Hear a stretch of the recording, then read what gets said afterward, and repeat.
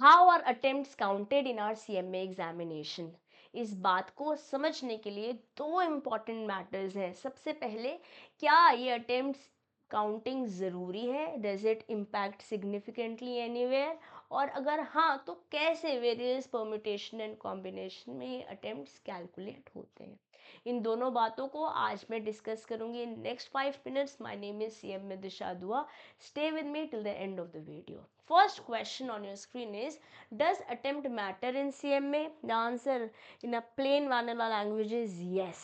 आपके CMA inter और final में आपके अटेम्प्ट्स काउंट होते हैं। अगर मैं फाउंडेशन के बारे में बात करती हूँ तो उसे मोर और लेस एंट्रेंस एग्जाम जैसे कंसिडर किया जाता है।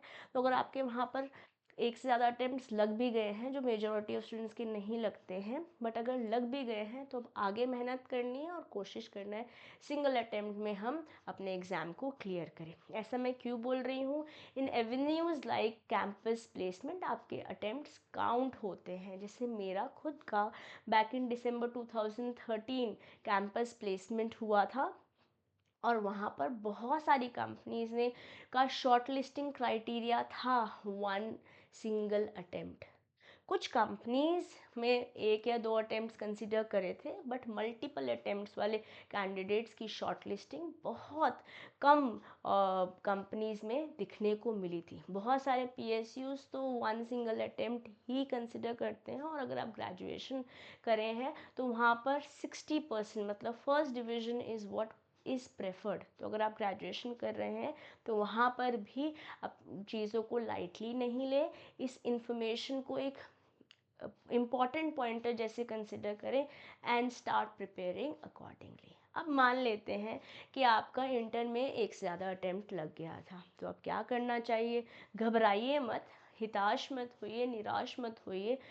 सीएमए फाइनल में कोशिश करें इन वन गो निकालना, और अगर ऑल इंडिया रैंक लेकर आ सकते हो by attempting both the groups, nothing like it. हमें अपनी कैपेबिलिटीज़ पता है। ज़रूरी नहीं कि कोई अगर दोनों ग्रुप दे रहा है तो हमें भी दोनों ग्रुप देने हैं। ठीक है, कोशिश ये करनी है कि हम अटेम्प्ट्स कम से कम लगाएं। तो मैम, कैसे ये अटेम्प्ट्स काउंट होते हैं, आइए इस बारे में भी चर्चा कर लेते हैं। क्या अटेम्प्ट काउंट होता है? अगर मान लेते हैं हमने एग्जामिनेशन फॉर्म तो भरा, बट हमने एग्ज़ाम के लिए अपीयर ही नहीं किया। कहने का मतलब है एग्ज़ाम आने वाले हैं, 15-20 दिन रह गए हैं और आपको लग रहा है कि not be able to manage, या तबीयत ख़राब हो गई है, वट एवर XYZ रीज़न की वजह से आप एग्ज़ाम देने नहीं जा पाए, तो क्या ये आपका अटेम्प्ट काउंट होगा? नहीं गाइस, यहाँ पर आपका अटेम्प्ट काउंट नहीं होता है, इट इज़ नॉट काउंटेड। ठीक है, तो अगर आपको ऐसा लगता है कि आपकी प्रिपरेशन बहुत अच्छी नहीं हुई है, आपने इनफ मॉक टेस्ट पेपर्स नहीं लगाए हैं, आपने हैंड से लिख कर प्रैक्टिस नहीं करी है, तो मैं पर्सनली आपको सजेस्ट नहीं करूँगी कि जाओ अपना अटेम्प्ट काउंट करा कर आओ। ओके, स्पेशली इन सीएम में फाइनल, क्योंकि उसके बाद आपके पास करेक्शन का कोई मौका नहीं है।